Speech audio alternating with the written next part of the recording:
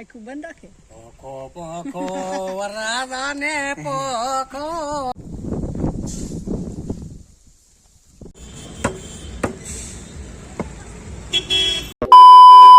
Guys good morning, જય Shri Krishna, welcome to the my new vlog. કેમ છો બધા મજામાં છે? જય શ્રી કૃષ્ણ, જય શિયારામ, હર મહાદેવ.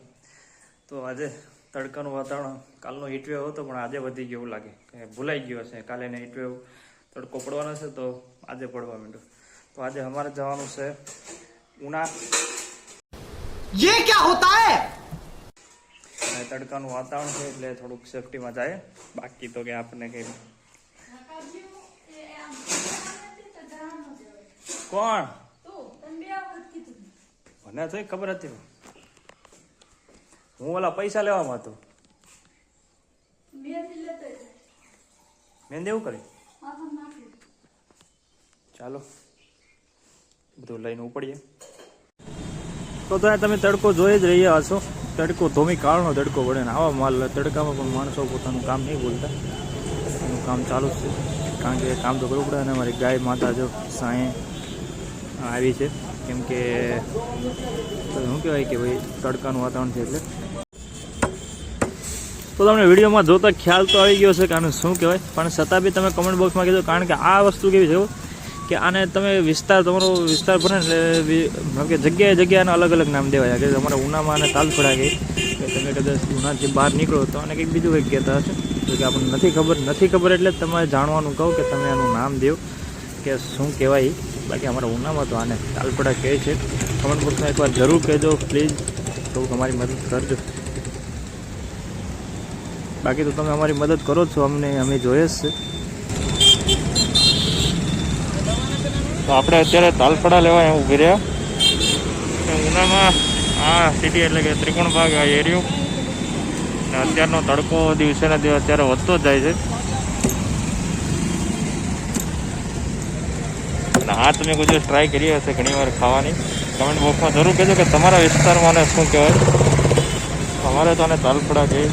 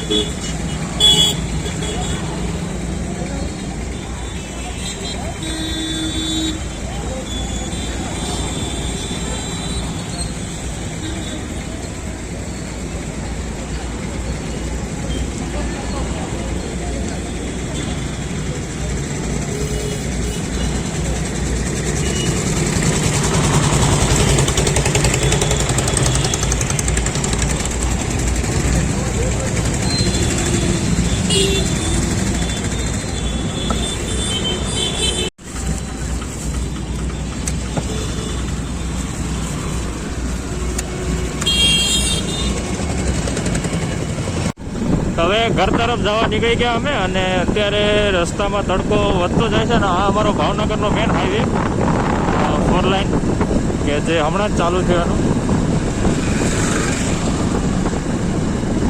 તો તમને બતાવો હાઈવે. ઘણી વાર તમને કીધું હશે નહીં કીધું ખબર તો નહીં. તપોવન જવાનો રસ્તો ઘણા ખરા એડ્રેસ તમને આપતો જ જાઉં છું. એટલે કદાચ તમારે જવું હોય તો જતા આવજો.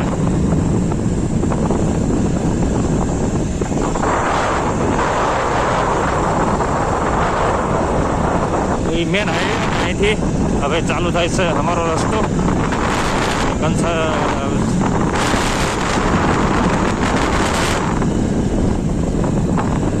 અને અહીંયા જો ગેસની પાઇપનું લાઈન પડી. એટલે કે ગેસની પાઇપ જે નીકળે ને એની.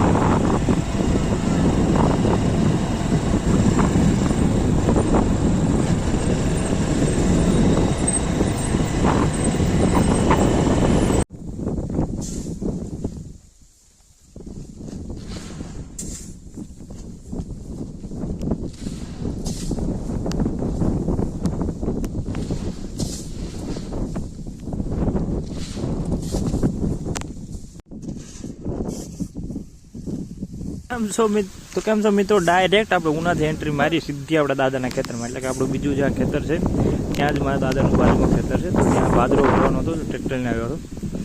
તો આ બાજરો ટ્રેક્ટરમાં થોડોક ભરાઈ ગયો ને બાકીનો હજી ભરવાનો છે.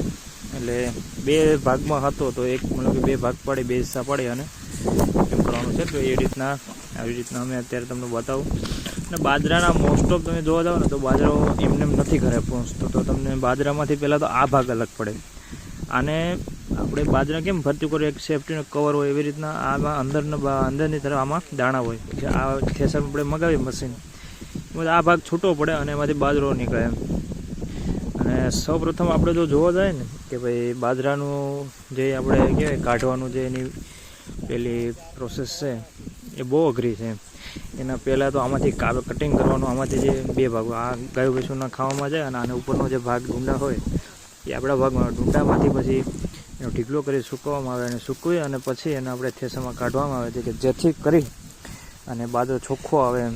એટલે બહુ પ્રોસેસ આની લાંબી હોય છે, જેટલું જોઈએ એટલું હેલું નથી હોતું. તમને કદાચ લાગતું હશે કે હેલું છે પણ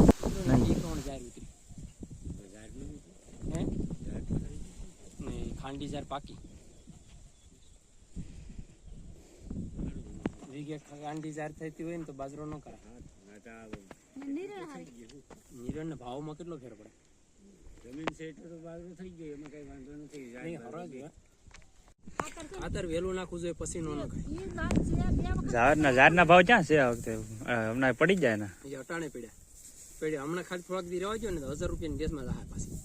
અમારે એમને પડી છે 700 છે, 700 નથી 600 હોય. 700 માં તો આપણાને આગલે દીધો દે, બીજે દી કે 600 માં દેવી હોય તો તે પડી તો હમણાં નો દેવાય થોડાક દી. બાકી તો ઝાડનો ભાવ તો બહુ હતો ભાઈ, 1100 ઉપર હતા. 700 કે ગયા દઈ દે દી હાલો પાછા 800-900 થઈ જાવ તમે તારે હમણાં વધી 800. હા બાકી નહીં થોડાક ટાઈમ સોમાહામાં થઈ જાય. વાવા ટાણે છે ને થઈ જાય, કારણ કે વાવવાની માંગ વધી જાય ને. કે અટા નિયણ ઉપર બહુ મારી છે બધા, મારી છે. અટાણે નહીં તો શાળામાં તો પછી જડે જ નહીં. પાછી શાળામાં છે ને ઝારવા વાળા ઘણા હોય, માલવાળા શું કરે વહેલા ઝારવાય છે, ઝારવાય માંડવી કરવા થાય, તલ કરવા થાય, વહેલી માંડવી જેને નીકળી જાય એને શું કરે ઝારવાય કામ.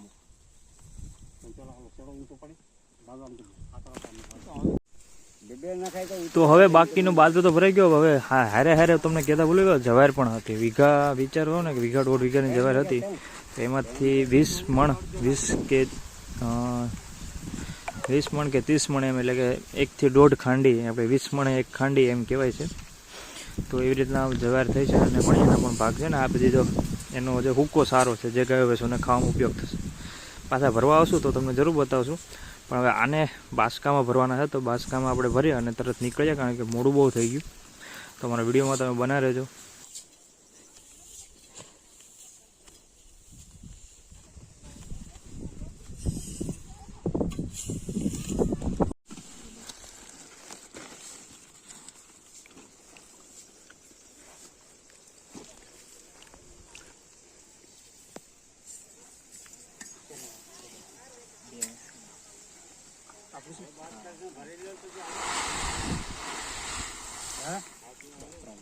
હવે અહીંથી જ્યાં લાંબી રાખીને આવ્યા આપણે લે ભરી ગયા તો બીજો પાવ હોય તો દઈ દેતો લેતો બે.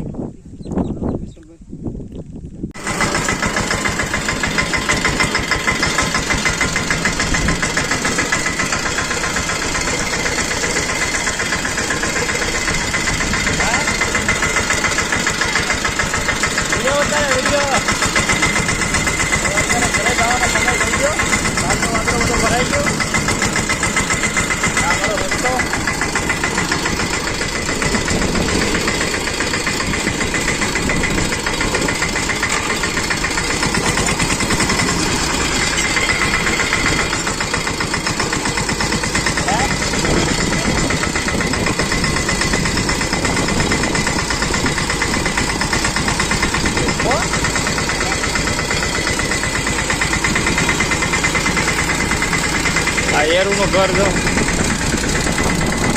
એરું દેખાય ને, એરું એનું.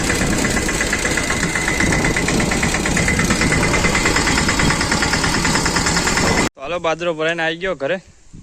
હા અખાત્રીના દિવસ આજ અખાત્રીનો દિવસ છે. એનો પગ તો છે પગ પાછલો બા લખણે બાજરો ને જવાર બે આવી ગયું. હાલો ગાય ગા કરો એ ભગવાન તમારે હેઠા તો ઉલાળવો તો હે.